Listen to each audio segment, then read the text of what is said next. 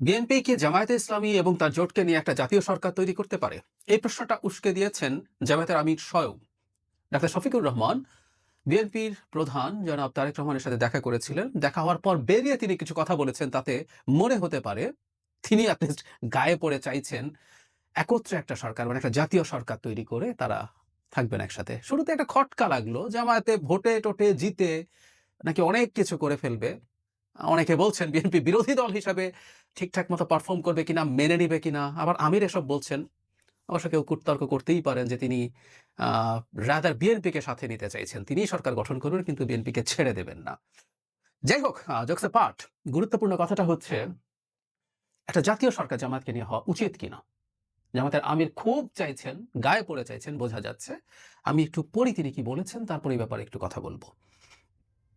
উনি সাংবাদিকদের সাথে বেরিয়ে যখন কথা বলছেন তখন বলছেন, নির্বাচন নির্বিঘ্ন হোক, সুন্দর হোক ও গ্রহণযোগ্য হোক, এটা আমরা দোয়া করি।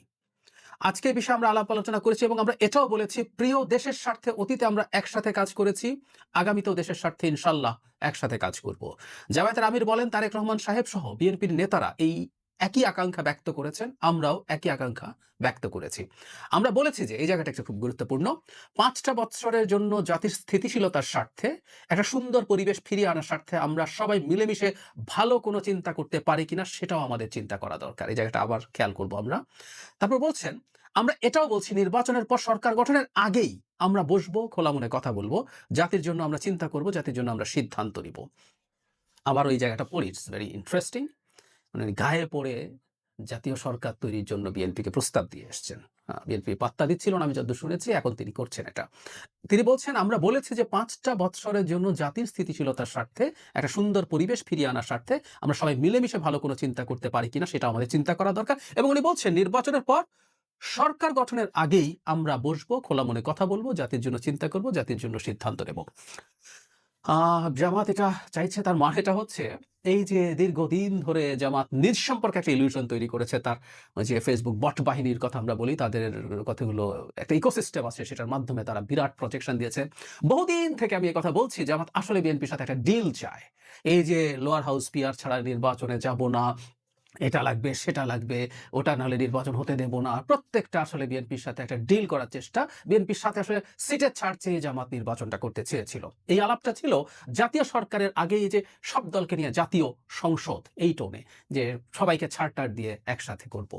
আচ্ছা, এখন যেটা দাঁড়ালো, উনি খুব হাড়ে হাড়ে বুঝতে পারছেন, বিশেষ করে জনাব তারেক রহমান দেশে ফেরার পর এটা খুব স্পষ্ট হয়ে গেছে যে বাংলাদেশে কি হতে যাচ্ছে। নির্বাচন নিয়ে অনিশ্চয়তা দূর হয়ে গেছে। তারা জামাত সহ আরো অনেকেই নির্বাচনের কথা মুখে বললেও তারা ভেতরে ভেতরে চাইছেন, এবং নির্বাচন বিরোধী যেসব কর্মকাণ্ড, কীর্তিকলাপ হয়েছে, অনেক কিছুর সাথেই তাদের ইনভলভমেন্ট ছিল, সেটা নাকচ হয়ে গেছে। এবং এটা এখন খুবই এভিডেন্ট, দেশের সবাই জনাব তারেক রহমানকেই দেশের ভবিষ্যৎ প্রধানমন্ত্রী মনে করছেন। বিএনপি খুব বড় বিজয় নিয়ে আসবে সেটাও মনে করছেন। এই প্রেক্ষাপটে জামায়াতে ইসলামী আসলে বিরোধী দল হিসেবে ফাংশন করতে চাইছে না।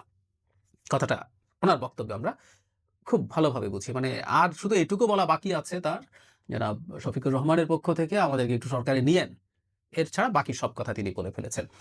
এখন তারা চাইছেন এটা, বিএনপি চাইবে কিনা আমি জানি না, বিএনপি চাওয়া উচিত কিনা বা এটা হওয়া উচিত কিনা সেটা নিয়ে আমরা আলাপ করব। কিন্তু আমার কাছে মনে হয় এই চাপটা আরো কারো কাছ থেকে, দেশ বিদেশ থেকে আসতে পারে। কারণ হচ্ছে জামাতকে, এই যে জামাতের ইলুশন তৈরি হয়েছে, জামাতকে গাছে তুলে দেয়া হয়েছে, এই গাছে তোলার মই সাপ্লাই দেশের ভেতর এবং দেশের বাইরে থেকে অনেকে দিয়েছেন। তারা নিজেরা তো আছেই, সাথে অনেকে প্রচুর হাওয়া দিয়েছেন, বাতাস দিয়েছেন, দিয়ে বলার চেষ্টা করেছেন যে সেটা অনেক ভালো কিছু করতে যাচ্ছে জামায়াতে ইসলামী, সুতরাং তারা শক্তভাবে থাকুক। এবং প্রচন্ড আক্রমণাত্মক আচরণ তারা বিএনপির বিরুদ্ধে করেছেন, বিশেষ করে জামাতের ছাত্র সংগঠন, ছাত্র শিবির অকল্পনীয় রকম কুরুচিপূর্ণ স্লোগান দিয়েছেন জনাব তারেক রহমানের বিরুদ্ধে। বাংলাদেশের ইতিহাসে এই ধরনের ঘটনা আসলে আগে আর ঘটেনি। এই লেভেলের এত বিভৎস, কুরুচিপূর্ণ, নোংরা স্লোগান দিয়েছেন। তাতে বোঝা যায় তাদের তখন বিরাট হ্যাডাম হয়েছিল, সেটা এখন ফেঁসে গেছে। তখন তাতে যেটা দাঁড়ালো, এখন তাকে যেসব দেশি বিদেশি শক্তি এই ক্ষেত্রে প্ররোচিত করেছিল, তারা এখন জামাতের মুখ রক্ষার জন্য মাঠে নামতে পারে। তারাও এই আলাপটা বাইরে এবং ভেতরে দিতে পারে, বিএনপিকেও চাপ দেওয়ার চেষ্টা করতে পারে যে জামাতকে সাথে নাও। কারণ এখানে জামাতের আমির একটা কথা বলছেন, 5 বছরের একটা স্থিতিশীলতার জন্য। উদ্ভট কথা। একটা দেশে যদি সরকারি দল আর বিরোধী দল থাকে, অস্থিতিশীল হবে কেন দেশ? ডাক্তার শফিক কি গণতন্ত্র বোঝেন না? গণতন্ত্রে একটা বিরোধী দল থাকে, সে নিয়মতান্ত্রিক আন্দোলন করে। বরং আমরা এটাকে গণতন্ত্রের জন্য ইম্পর্টেন্ট বলে মনে করি। বিএনপি ক্ষমতায় গিয়ে দেশটাকে স্বর্গ বানিয়ে ফেলবে না। শতভাগ সহি সরকার চালাবে না। ওর অনেক ভুল হবে।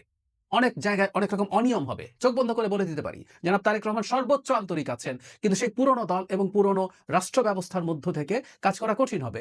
তার কাজ হবে তখন সেগুলো নিয়ে রাজনীতি করা, সেগুলো নিয়ে চাপ তৈরি করা। এভাবে একটা গণতান্ত্রিক ব্যবস্থা এগিয়ে যায়। উনারা সরকারের থেকে সকল স্থিতিশীল করতে চাইলে তো একনায়কতান্ত্রিক বা একদলীয় সরকারগুলোই সবচেয়ে স্থিতিশীল। তাহলে কি বাংলাদেশে একটা বাকশাল বানিয়ে ফেলতে হবে? অথবা বিরোধী দলে থেকে তাহলে কি তারা অন্যায়ভাবে, বাজেভাবে, ফালতু কারণে সরকারকে ডিস্টার্ব করবেন? এই হুমকি দিতে চান? এটা বলতে চাইছেন তারা?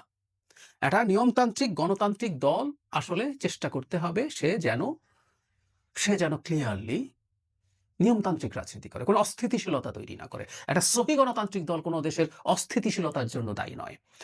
সে বক্তব্য দিবে, সে আন্দোলন করবে, সে মিটিং মিছিল করবে সরকারের ইস্যু ভিত্তিক। কিন্তু একটা নির্বাচিত সরকারকে ডিস্টেবিলাইজ করার চেষ্টা যদি কেউ করে বা কথার মধ্যে যদি সেই হুমকি থাকে, এটা খুব ভয়ঙ্কর ব্যাপার। এটা করা যাবে না। এটা করা যায় না। শেখ হাসিনার প্রতিটা ক্ষেত্রে যাই ঘটুক আমরা তাকে চলে যেতে বলতাম। কারণ সে একটা অনির্বাচিত অবৈধ সরকার ছিল। সামনে যে সরকারটা গঠিত হচ্ছে সেটা যদি বিএনপি সরকার হয়, সেটা জনগণের বৈধ ম্যান্ডেটে গঠিত বৈধ সরকার। তার বিরুদ্ধে ইস্যু ভিত্তিক আন্দোলন হতে পারে। আমি ব্যক্তিগতভাবে মনে করি বিএনপির এই ধরনের কোনো প্ররোচনায় পা দেওয়া উচিত না, অথবা যদি খানিকটা চাপ বা এক্সপেকটেশন কোনো দেশি বিদেশি শক্তিশালী পক্ষের দিক থেকেও আসে, সেটা গ্রহণ না করা। গণতন্ত্রের খুবই ফান্ডামেন্টাল হচ্ছে সরকারি এবং বিরোধী দল। বরং জামাতের যদি এত সাহস থাকা উচিত আসলে বিরোধী দল হিসেবে তার গড়ে ওঠা, আওয়ামী লীগের অ্যাবসেন্সে বিএনপির বিপরীতে দাঁড়িয়ে তার বিরোধী দল হিসেবে গড়ে ওঠার এই সুবর্ণ সুযোগটা নেওয়া উচিত, নিয়ে তার গ্রো করা উচিত। এবং এভাবেই সরকারি এবং বিরোধী দল মিলেই একটা দেশের গণতন্ত্র কার্যকর থাকে, গণতন্ত্র চলতে থাকে। বিএনপির ভীষণ বোকামি হবে তারা যদি এই ব্যাপারে ন্যূনতম কোনো আলোচনা করতে চায়। দেশের স্বার্থে একসাথে কাজ করার তো খুব সহজ। একটা গণতান্ত্রিক ব্যবস্থা, একটা পার্লামেন্টারি সিস্টেমে বিরোধী দলও সরকারের কাজে একসাথে পার্টিসিপেট করে। জনাব তারেক রহমান সেটাই মিন করে থাকার কথা। এখন সেটার মানে যদি উনি এভাবে পড়েন যে সরকার নিয়েও আলাপ হতে পারে, সরকারে থাকা নিয়েও আলাপ হতে পারে, সেটা তিনি ভুল পড়ছেন। আর বিএনপি যদি এ ধরনের কিছু ভাবতেও যায়, আমাদের মনে হয় আমরা যারা দেশকে নিয়ে ভাবি, আমাদের মনে হয় যে দেশের গণতান্ত্রিক একটা ট্রান্সফরমেশন হোক, তাদের ক্ষেত্রে উচিত হবে, তাদের দিক থেকে উচিত হবে এটার বিরুদ্ধে প্রতিবাদ জারি রাখা। কোনোভাবেই এই দেশের গণতন্ত্র এবং ভবিষ্যতের জন্য ভালো কিছু হবে না।